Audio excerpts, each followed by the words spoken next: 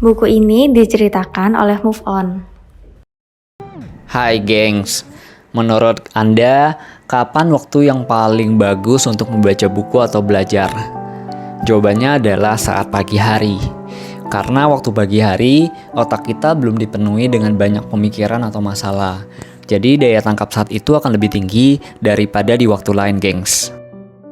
Ini adalah audio ketiga dari buku Crucial Conversation atau Percakapan Penting. Pada audio sebelumnya, kita udah membahas bagaimana cara memperbaiki atmosfer yang buruk dalam sebuah percakapan penting. Masih ingat gak, gengs? Ada apa aja, gengs? Oke, ada minta maaf, terus menyampaikan perbandingan, menyampaikan tujuan bersama, dan respect dengan lawan bicara. Nah, di audio ini kita akan membahas cara ketiga dalam percakapan penting, yaitu bagaimana caranya dalam menyampaikan isi pembahasan, atau apa yang seharusnya kita sampaikan dalam sebuah percakapan penting. Ada 4 poin dalam cara ini. Poin yang pertama adalah kita seharusnya menyampaikan fakta. Nah, ingat gak, gengs, pada materi leadership kita pernah membahas kalau kita mau negur tim kita, gunakan fakta, bukan pandangan subjektif. Hal yang tidak membuat orang lain mudah tersindir adalah dengan fakta, gengs. Fakta akan lebih mudah diterima daripada opini. Contoh, kok kamu malas? Ini opini atau fakta? Ya, ini opini, gengs. Seharusnya kita menyampaikan, minggu ini kamu udah terlambat 4 kali. Contoh lagi, gengs, kenapa belakangan ini suka kerjanya lambat? Ini fakta atau opini? Ya, ini opini. Seharusnya kita menyampaikan dalam 1 minggu ini ada 2 laporan yang tidak dikumpulkan sesuai deadline. Yang kedua, setelah menyampaikan fakta, kita menyampaikan keinginan atau harapan kita secara jujur dan berani. Gunakan cara perbandingan yang udah kita sharing sebelumnya, gengs, yaitu apa yang kita inginkan dan apa yang tidak kita inginkan. Contoh, gengs, saya ingin mengajukan kenaikan salary agar bisa membuat saya lebih semangat kerja lagi, Pak. Saya bukan rakus akan salary. Ya, ini adalah contoh seorang karyawan yang mengajukan kenaikan salary dengan leadernya. Terus, contoh lagi, seorang leader yang menyampaikan permintaan kepada timnya. Saya ingin mengajak kalian hari ini lembur. Tujuannya agar target kita bulan ini tercapai, bukan ingin memaksa kalian kerja lebih capek. Oke, geng, sebagian orang tidak berani menyampaikan keinginan atau harapan. Mungkin karena takut akan menyinggung perasaan lawan. Mungkin juga takut merusak sebuah hubungan. Tapi saya percaya jika kita bisa menyampaikan dengan jelas, tulus, dan respect, lawan bicara akan memahami niat baik atau niat positif kita dalam mencapai sebuah tujuan bersama. Setelah kita menyampaikan fakta dan keinginan kita, yang ketiga adalah meminta persetujuan atau mendengarkan pendapat lawan bicara. Seperti yang udah kita sharing sebelumnya, gengs, kadang-kadang kita kan hanya mau ngomong dan kita nggak mau mendengarkan pendapat orang lain, ya kan? Jadi pada bagian ini adalah mendengarkan pendapat lawan bicara kita terhadap apa yang menjadi keinginan kita. Misalnya sebuah kasus, gengs, seorang ibu yang anaknya suka pulang malam dan ibunya ingin ngajak ngobrol. Pertama, ibunya akan menyampaikan fakta duluan. Adik sudah 4 malam, pulangnya sampai jam 11 malam. Terus ibunya menyampaikan keinginan. Ibu bukan mau melarang adik keluar, tapi bukan khawatir dengan adik. Saya rasa adik gak boleh pulang jam segitu lagi, dan kurangi keluar malam. Pulang jam 8 maksimal kalau mau keluar. Nah, gengs, saat ini ada 2 kemungkinan yang akan terjadi. Jika lawan bicara kita setuju, maka lanjut menyampaikan poin yang keempat. Jika tidak setuju, maka ikuti langkah ini. Misalnya anaknya nggak setuju, terus anaknya marah dengan mengatakan, ibu tidak paham dengan saya kan butuh hiburan, saya bosan di rumah, ibu nggak peduli dengan saya. Oke, gengs, ingat, jika ada marahan dari lawan bicara, jangan ikut marah, gengs, ya. Ingat nggak, saat kita marah IQ kita berapa? IQ kita 0, gengs. Nah, menurut Carey, temukan poin yang kita juga sependapat dari lawan bicara. Biasanya kita kan nggak mau membahas poin yang sama, apalagi saat kita emosi, ya kan? Biasa kita akan bilang seperti ini, poin yang sama saya nggak mau bahas lagi deh, saya sampaikan yang berbeda aja, ya kan? Padahal dengan membahas poin yang sependapat bisa mendekatkan hubungan kita dengan lawan bicara, jadi ini sangat penting. Nah, ibunya bisa membalas seperti ini, ibu paham adik juga butuh hiburan, atau ibu setuju kalau di rumah memang bosan. Setelah menyampaikan poin yang sependapat, kita menambahkan informasi yang tidak terpikirkan oleh lawan bicara atau konsekuensi yang bisa terjadi. Ibunya bisa menyampaikan ini, kalau pulang malam terus kan sangat bahaya adik. Sekarang banyak jambret. Jika mau lebih banyak di rumah, ibu akan luangkan waktu yang lebih banyak untuk ngajak ngobrol dengan adik. Jadi bagian ini bisa dikomunikasikan terus sampai bisa meyakinkan lawan bicara. Dan poin yang terakhir atau yang keempat adalah membuat sebuah kesepakatan bersama. Misalnya ibunya menyampaikan seperti ini. Jadi kita udah sepakat ya adik ya. Mulai besok adik 1 minggu cuma keluar 2 kali. Dan kalau keluar nggak boleh pulang lebih dari jam 8 malam. Kalau adik di rumah, ibu akan meluangkan waktu untuk ngajak ngobrol dan cerita-cerita. Biar adik tidak bosan. Jadi itu adalah 4 poin yang harus kita sampaikan dalam sebuah pembicaraan penting.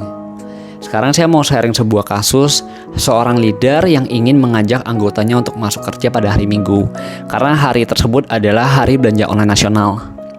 Kita coba dengarkan bagaimana leader dengan menggunakan 4 poin ini meyakinkan anggota-anggotanya. Oke, pertama leader menyampaikan fakta. Hasil penjualan kita bulan lalu tidak tercapai. Kita tidak mendapatkan bonus. Oke, kedua leader menyampaikan keinginan dia dengan perbandingan. Hari Minggu ini adalah Harbolnas. Saya ingin ajak kalian untuk masuk kerja semua. Tujuan saya adalah agar hasil kita bulan ini memuaskan, bukan mengambil jatah istirahat kalian. Yang ketiga, leader menanyakan pendapat mereka. Menurut kalian bagaimana? Apakah kalian setuju? Oke gengs, saat ini ada 2 kemungkinan terjadi. Kalau anggotanya setuju, maka dia langsung masuk pada poin yang keempat. Dan ternyata ada yang tidak setuju dengan mengatakan seperti ini. Maaf pak, kami kan juga ingin istirahat pada hari Minggu. Berarti ini ada sebuah penolakan. Ingat gengs, jangan beremosi dulu. Oke, si leader menemukan hal yang dia setuju juga dengan mengatakan seperti ini. Iya, saya juga merasa akhir-akhir ini sangat capek. Saya juga ingin istirahat pada hari Minggu ini juga. Setelah itu, leader menambahkan informasi yang lawan bicara tidak terpikirkan. Tapi, jika hasil kita terus memburuk, apakah kalian tidak khawatir akan dieliminasi? Apalagi sekarang cari kerja sangat sulit. Bukannya bekerja di sini udah sangat menyenangkan. Dan setiap penolakan dari anggota tim dihadapi dengan leader secara berulang dengan cara yang sama. Kemudian leader masuk pada poin yang keempat, yaitu membuat sebuah kesepakatan dengan anggotanya. Gengs, menurut saya kesepakatan ini dibuat berdasarkan tingkat kesiapan dari lawan bicara. Jika anggota tim sangat menyetujui dengan keinginan leader, maka si leader bisa mengatakan seperti ini. Berarti kita udah sepakat hari Minggu kita masuk seperti jam biasa, dari jam 8.30 sampai jam 5 sore. Saya yakin hasil kita pasti akan memuaskan. Sebaliknya kalau anggotanya masih ada keberatan, maka si leader bisa menyesuaikan negosiasi. Misalnya seperti ini. Oke, bagaimana kalau kita hanya masuk setengah hari aja? Jam 9 sampai jam 1 siang.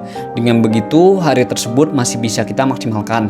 Dan kita juga punya waktu untuk istirahat. Hari itu kita cukup kerja dengan santai aja. Jadi dengan cara ini si leader dan anggota bisa mencapai sebuah tujuan bersama.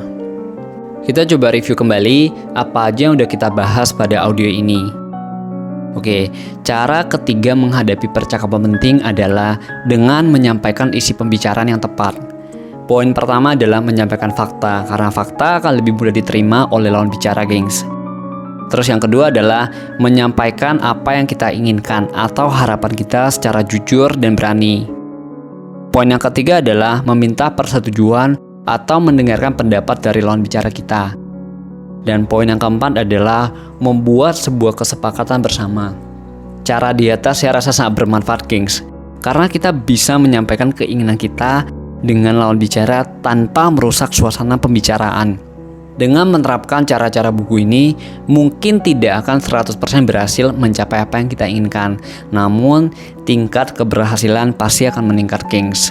Kita juga bisa menjadi seseorang yang menyenangkan dalam setiap percakapan bagi orang lain. Gengs, pada sesi sharing kali ini, saya ingin ngajak kita untuk sharing sebuah percakapan penting yang kita alamin akhir-akhir ini. Dan bagaimana hasilnya, gengs. Mulai dari saya sharing dulu, gengs. Jadi beberapa waktu yang lalu, saya menawarkan orang tua untuk membelikan asuransi. Sebenarnya udah pernah saya tawarkan sekitar 2 tahun yang lalu. Namun mereka menolak dengan sangat tegas dan saya tidak melanjutkan. Kali ini saya juga menawarkan dan mereka juga menolak.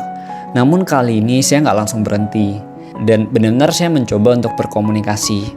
Misalnya saya menyampaikan fakta seperti ini. Ini kan adalah sebuah jaminan untuk kita ketika ada hal yang tidak diinginkan terjadi. Memang dapat banyak sekali penolakan dari mereka. Tapi saya juga banyak menyampaikan sisi yang orang tua tidak kepikiran. Seperti umur kalau semakin tua akan semakin sulit untuk membeli. Dan kami akan bayar bertiga, jadi nggak begitu mahal. Karena kakak dan adik saya juga akan ikut tanggung bersama untuk membayarkan asuransi ini. Memang sampai sekarang belum berhasil meyakinkan orang tua saya untuk membeli ini. Namun untuk kali ini mereka benar-benar mempertimbangkan dan sampai sekarang pun kami masih berusaha untuk meyakinkan. Tidak seperti 2 tahun yang lalu langsung selesai. Oke, jadi ini adalah salah satu percakapan penting yang menurut saya akhir-akhir ini terjadi. Saya tunggu cerita menarik dari kalian. Sekian buku Crucial Conversation. Semoga bermanfaat untuk kalian dalam sehari-hari, gengs. Terima kasih. Hai gengs, banyak orang yang ingin belajar tapi malas membaca buku. Maka dari itu, Move On menceritakan buku untuk Anda. Jika Anda merasakan manfaat dari buku ini, silakan like dan subscribe akun Move On untuk mendapatkan informasi video terbaru. Bagikan juga video ini kepada orang yang Anda peduli. Mari saling belajar. Terima kasih.